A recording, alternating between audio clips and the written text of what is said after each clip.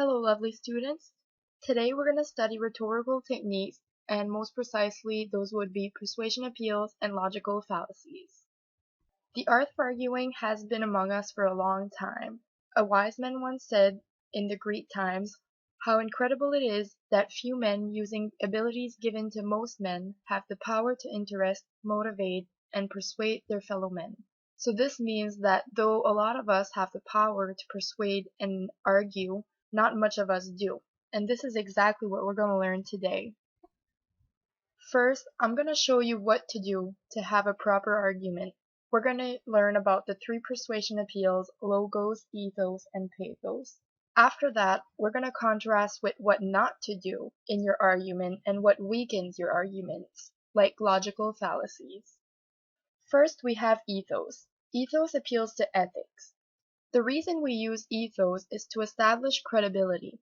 We want your argument to be persuasive because of the speaker's either qualification, reputation.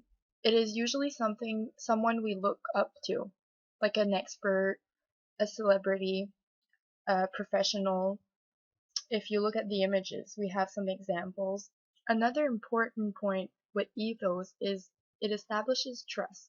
You're going to have to cite your sources, and I cannot emphasize this enough. If you want to build trust between you and your audience, you have to tell them where your information comes from. The second one is pathos. It appeals to emotions. This one is a very powerful one, and personally my favorite, but it is very subjective. You cannot use it on its own. It will not stand. You need to have something objective along with it. It appeals to personal interest, sensory details, vivid imagery, and any emotion is fair game. Anger, sadness, compassion, contentment. You basically just want to make your audience feel something. Play with their sympathy. It's really a kind of manipulation. And finally, we have logos. Logos appeals to logic. It is very objective. It will give you concrete evidences and supporting details, like facts, statistics, graphs, case studies. This is where you convince your audience that your argument is reasonable and really the only option. Let's practice.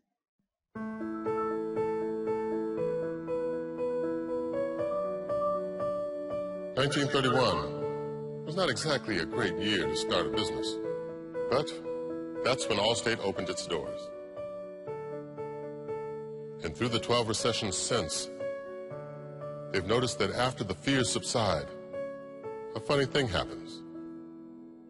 People start enjoying the small things in life.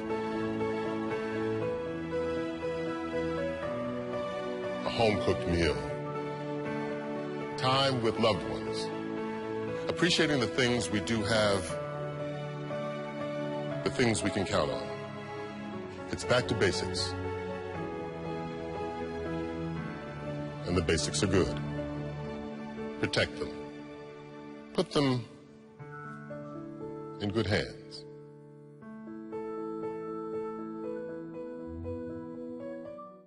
Alright, lots of things going on there.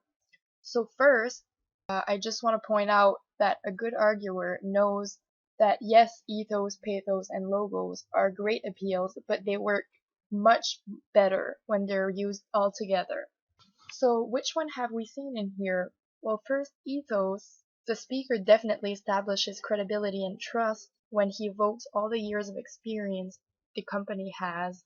They started in 1931 and they went through all that time and are still booming today. Pathos.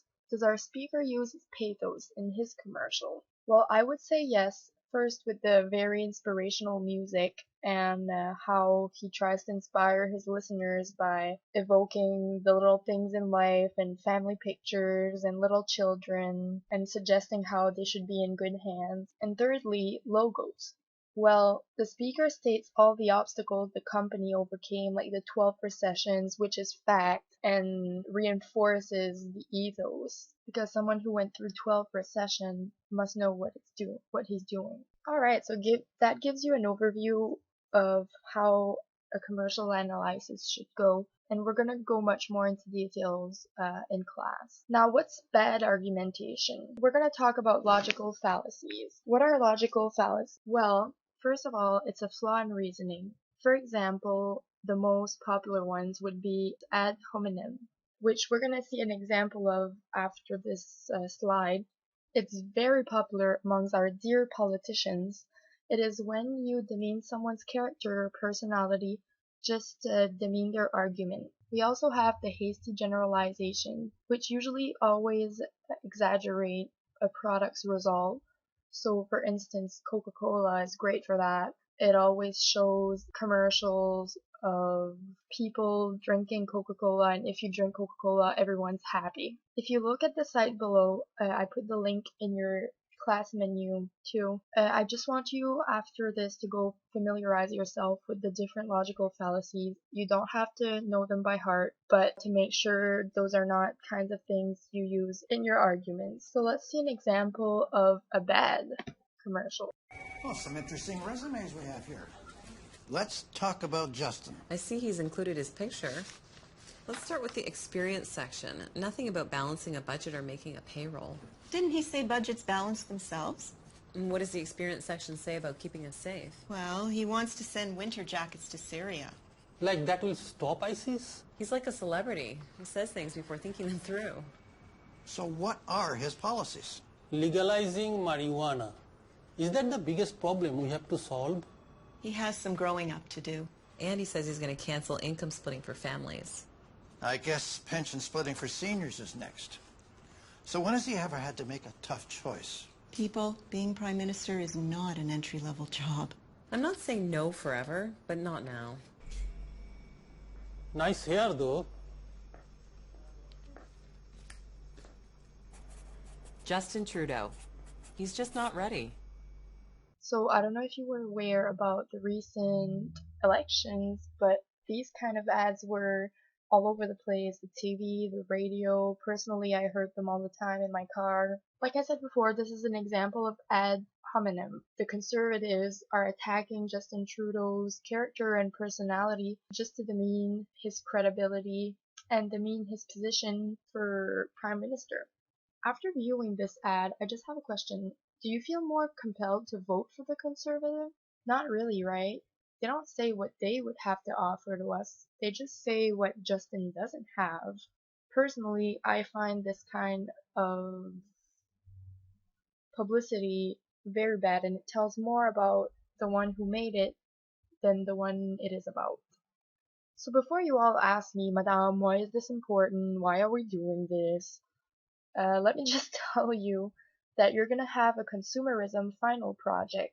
So after a couple of activities in class, you're going to be doing your own commercial, and it's going to have to be persuasive and constructive, using the techniques we just saw today and avoiding the bad ones. Also, you will have an argumentative essay later in the semester. Finally, the most important, I would say, for everyday life, where commercials are everywhere, consumerism is everywhere, and we have to be critic about them more than ever. So I have this ancient Greek wall inscription that says, "Whoever does not study rhetoric will be a victim of it." And I find that very powerful because, especially at your age, it's easy to be influenced into bad products, and you always want the new iPhone, the new Nike shoes. And this is where we have to be careful and make choices and also use that critical thinking when it comes to your own argumentation. So, alright, thank you for listening. Continue with your class menu, and I'll see you in class.